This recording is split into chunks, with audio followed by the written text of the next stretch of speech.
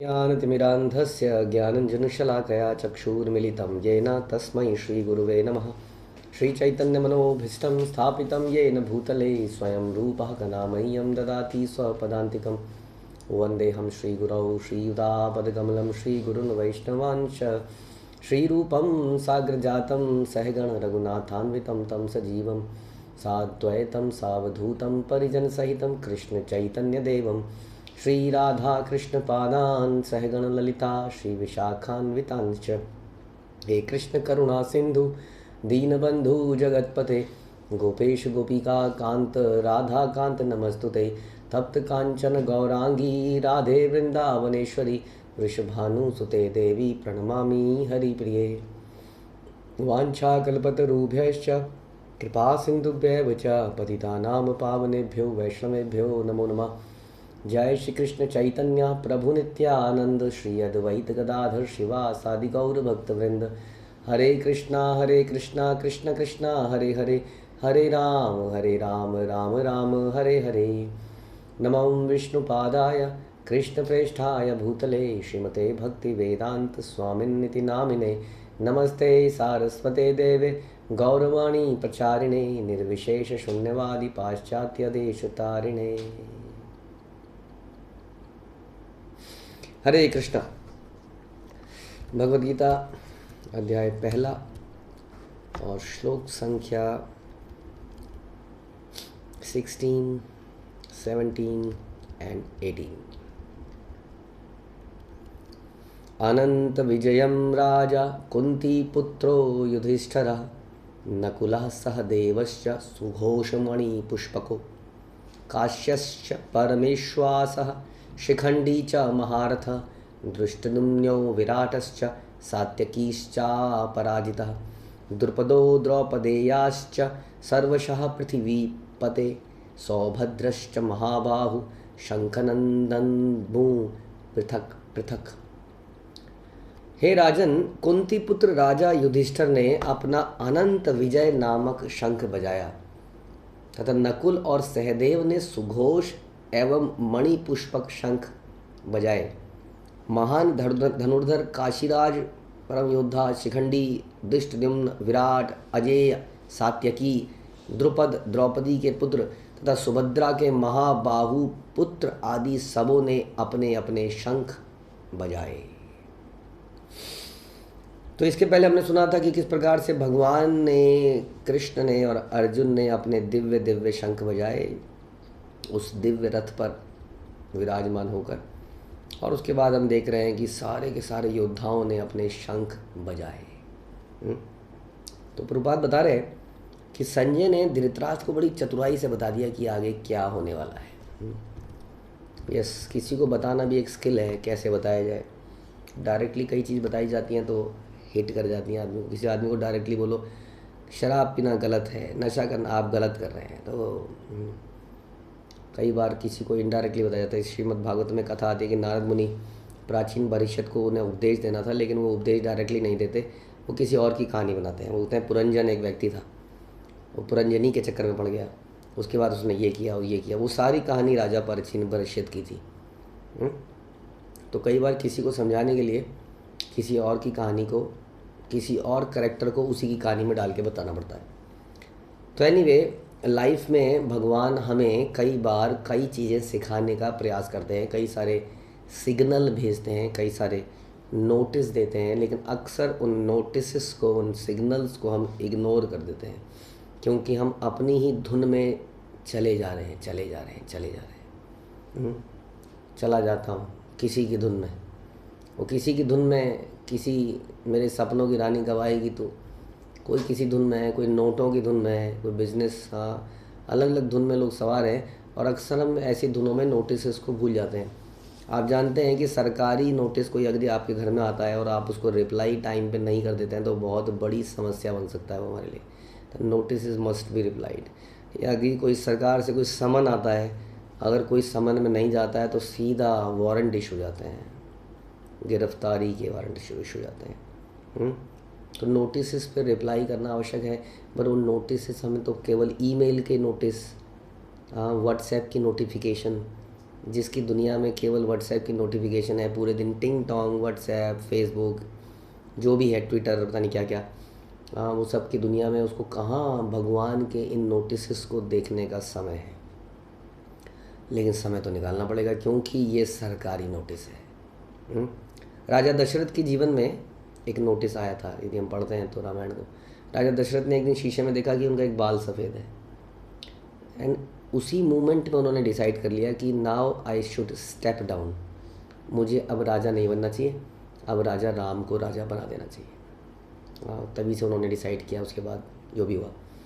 तो इस प्रकार से जो समझदार व्यक्ति होता है वो इन नोटिस को देखता है और इसका रिप्लाई करता है। तो हम एक, जैसे हमने एक नोटिस तो हमने बता ही दिया, बाल का सफ़ेद होना भी एक नोटिस है, लेकिन हमने उसको काला अगर कर दिया तो हमने क्या किया, हमने उसको नोटिस को फाड़ दिया। वी डोंट केयर भगवान के नियम क्या हैं। देखिए भगवान, हमने आपको दिखा दिया, हम काले हो गए, हम फिर से हमने काला कर लिया अपने को, तो उसमें एक इम्प्रेशन जैसा जाता है व्यक्ति को कि अभी तो मैं जवान हूँ। तो इस प्रकार से भगवान बहुत सारे नोटिस भेजते हैं। हमारे बाल सफ़ेद होते हैं, हमारे दांत हिलने लगते हैं, हमारे दांत गिर जाते हैं, ये नोटिस है कि समय जल्दी आ रहा है। बी वेयर, सतर्क हो जाइए। ज़िंदगी जिस काम के लिए मिली है उसको कर दीजिए। अब जोड़ों में दर्द रहने लगा है, अब कमर में दर्द ज़्यादा होता है, अब दिन में थोड़ी देर अगर कहीं चल लेते हैं, खड़े हो जाते हैं तो थकान महसूस जाती है। पहले इतना भाग लेते थे, अब सांस फूल जाती है। अब रात को नींद में बेचैनी सी होती है, न जाने क्या क्या। अब कुपच बढ़ने लगी है, कुछ भी जरा मरा सा उलपटांग खा लेते हैं तो पेट पूरे दिन भरा सा रहता है। पहले हम कितना खा लेते थे। बहुत सारे notice which is showing that this body is dying at every moment. We should know, हमें भगवान के इन सिम्टम्स को, इन सिग्नल्स को देखना चाहिए, जो युधिष्ठिर महाराज यहाँ पर नहीं देख पा रहे हैं। कितने सिग्नल मिले, इन पांडवों को कितनी बार मारने का प्रयास किया गया, बट ये पांडव मरे नहीं। जिसको विष दे दिया गया, जिस भीम को, वो भीम को पानी के नीचे डुबो कर भी वो भीम और ज़्यादा ताकतवर बन के वापस आ गया। जिन पांडवों को लाक्षागृह में जलाने का प्रयास किया वो सारे बच गए, और ज़्यादा स्ट्रांग हो गए, और ज़्यादा पावर्स लेके आए। तो इस प्रकार से हमें समझ जाना चाहिए। समझदार व्यक्ति को समझ जाना चाहिए था, लेकिन नहीं समझे। बिकॉज हम लोग वो आँखों से अंधे नहीं थे, वो अपने अटैचमेंट से अंधे हो गए थे, जिसमें वो समझ नहीं पा रहे थे। तो ऐसे ही हम अपनी अटैचमेंट से सही डिसीज़न नहीं ले पाते हैं, अपने बच्चों के बारे में, अपने बारे में। और उन्हीं अटैचमेंट्स को पूरा करने के लिए एक सपनों की दुनिया में जीना चाहते हैं। हम कोई भी ऐसी बात सुनना नहीं चाहते हैं जो कड़वी लगती है, चाहे वो सच ही क्यों ना हो, क्योंकि हम केवल सपनों में ही जीना चाहते हैं। धृतराष्ट्र की तरह वो केवल सपनों में जीना चाहते थे। तो ऐसे लोगों को कभी ज्ञान दिया जाए, कुछ शिक्षा दी जाए, तो वो झुंझला जाते हैं। तुम आए बड़े ज्ञानी, ये और वो, पता नहीं क्या क्या नहीं बोलते हैं। फिर किसी तरह से आपको गलत साबित करने का प्रयास करेंगे, क्योंकि they want to live in dreams. क्योंकि पूरा television and mobiles and all, advertisement media and all, ये आपको ड्रीम्स में ही जीना सिखाते हैं। कैसे ड्रीम्स देखे जाएँ और ड्रीम्स में ही जिया जाए, और उन ड्रीम्स को पूरा करना हमारे जीवन का उद्देश्य बन जाए। बचपन से ही बच्चे को दिखा दिया जाता है, बेटा ड्रीम कर, अब पूरी ज़िंदगी इस ड्रीम को पूरा करने के लिए निकाल दे। ये अच्छी बात है, not a problem. Srila Prabhupada के पिता ने भी अपने बच्चे के लिए एक ड्रीम देखा था कि वो राधा रानी का सर्वेंट बने। ड्रीम कैसा देखा जाए वो हमारे ऊपर है। ड्रीम दिखाना अच्छी बात है, क्योंकि वो हमें डायरेक्शन देता है, बट कैसा ड्रीम होना चाहिए ये हमें वैदिक शिक्षाएँ बताती है। इसलिए उनके अनुसार जीना हमारे जीवन का उद्देश्य। लेकिन धृतराष्ट्र तो अपनी अटैचमेंट से, अपने लालच से अंधे हो गए थे। लेकिन संजय बड़े चतुर थे। संजय ने, वरना ज़रूरत नहीं थी इतने सारे बारों के बताना, उसने बजाया, उसने बजाया, उसने संग बजाया, उसने संग बजाया, उसने संग बजाया। सो इस टेलिंग, देखिए ये लोग बिल्कुल कॉन्फिडेंट हैं, ये शंख बजा रहे हैं ये लोग, समझ लीजिए कौन कौन बजा रहे हैं, नाम सुन लीजिए इनके। तो एक तरह से उन्होंने ये सिग्नल दे दिया कि इस युद्ध में क्या होने वाला है। एक समझदार व्यक्ति को आँखों का इशारा ही बहुत होता है। अगर यदि हम समझदार हैं तो हमें भी ये इशारे जो अभी हमने चर्चा किए थे, भगवान के इशारे, इनको समझ लेना चाहिए और तुरंत एक्शन लेना चाहिए। ध्यान रखिए, किसी नोटिस को फाड़ लेने से आप उसके सज़ा से या उसके एक्शन से बच नहीं सकते, बल्कि अपने आप को और बड़ी मुसीबत में फंसा लेते हैं। आप कभी नहीं तो करके देख लीजिएगा। तो इसलिए हमें इंटेलिजेंट होना पड़ेगा, हमें नोटिस को समझना पड़ेगा, ना केवल समझने का रिप्लाई देना पड़ेगा। ओ Krishna, yes I know, I am getting old. कितने ऐसे उदाहरण मिलते हैं शास्त्र में जहाँ पे एक राजा ने अपने पुत्र को बोला, बहुत ही कम उम्र में, परीक्षित महाराज वॉज गुड इन हेल्थ, वो सोच सकते थे कि 7 दिन में मैं बहुत काम करूँगा, लेकिन इमीडिएटली डिसाइडेड, नोटिस आया कि किसी ने श्राप दिया है, ही डिसाइडेड टू क्विट। न जाने कितने ऐसे एग्जाम्पल हम सुनते हैं जहाँ समय आने पर जैसे हमने सुना उतानपाद ने अपना राज्य ध्रुव महाराज को दिया और वो भगवान के ध्यान में लग गए। ऐसा नहीं कि जब हम मरने वाले होंगे तब तक हम छोड़ेंगे नहीं किसी काम को। तो यहाँ बता रहे हैं कि लक्षणों से पहले से ही सूचित हो रहा था कि इस महायुद्ध में सारा कुरुवंश मारा जाएगा, और भीष्म पितामह से लेकर अभिमन्यु तक, अन्य पौत्रों तक, विश्व के अनेक देशों के राजाओं समेत उपस्थित सारे के सारे लोगों का विनाश निश्चित था। हाँ, विनाश तो निश्चित था। विनाश कह लीजिए, मृत्यु कह लीजिए, मृत्यु तो सभी के लिए अवश्यंभावी है, लेकिन कोई भगवान के लिए मरता है और कोई अपने लिए मरता है। लेकिन जो भगवान के लिए मरता है वो भगवान के धाम में जाता है। हाँ, यान्ति देवावता देवान पितरन यान्ति पितृवता भूतेन यान्ति भूतेज्या यान्ति मध्याजिनो अपि माम। जो भगवान की पूजा करता है वो भगवान के लिए ही, भगवान का ध्यान करते हुए ही मृत्यु को प्राप्त करता है और उसके बाद भगवान के धाम में चला जाता है, उसके बाद कभी वापस नहीं आता। लेकिन बाकी लोग इस संसार में अलग अलग जगह फिर से पैदा होते हैं, फिर से वापस आते हैं। इसलिए हमें सीखना पड़ेगा कि विनाश तो होना ही है, लेकिन भगवान के लिए कैसे मारा जाए, वो भी समय पर। इसकी ट्रेनिंग लेनी पड़ेगी। यस, यह सारी दुर्घटना राजा धृतराष्ट्र के कारण होने जा रही थी। क्यों? क्योंकि उसने अपने पुत्रों की कुनीति को प्रोत्साहन दिया।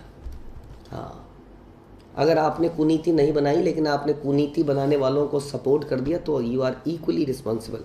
यदि आपने वैष्णव अपराध नहीं किए, वैष्णव की निंदा नहीं करी, लेकिन यार यदि आप निंदा करने वालों के साथ हो तो आपको भी उतना ही लगेगा। गेहूं के साथ घुन भी पिसी जाता है, पुरानी कहावत है। प्रॉब्लम यह है कि आप गेहूं के साथ थे ही क्यों?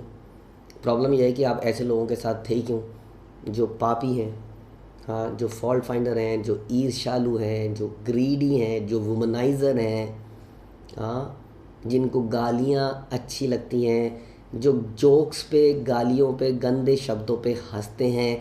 यदि ऐसे लोगों के साथ आप रहेंगे तो नुकसान आपका भी होगा, ध्यान रखना चाहिए। हाँ, यदि तो उसको it is as good as doing it. तो धृतराष्ट्र ने अपने पुत्र की कुनीति को प्रोत्साहन दिया, उसको न रोक कर। हाँ, एक पिता का ये कार्य था, ये कार्य है। हम लेकिन केवल ममता दिखाना जानते हैं।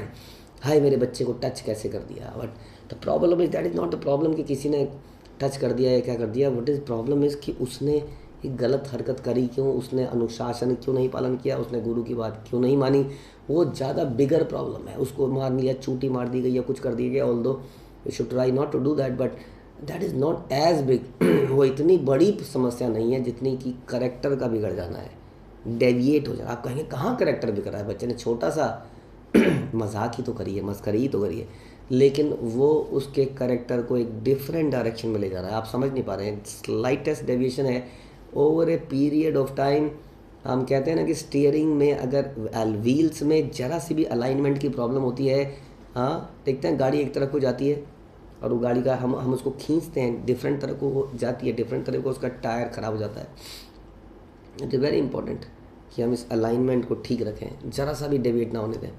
लेकिन ये डेविएट होने दिया किसने? धृतराष्ट्र ने। उसका नतीजा ये होगा कि इतना भयंकर युद्ध होगा और ये सब मारे जाएंगे।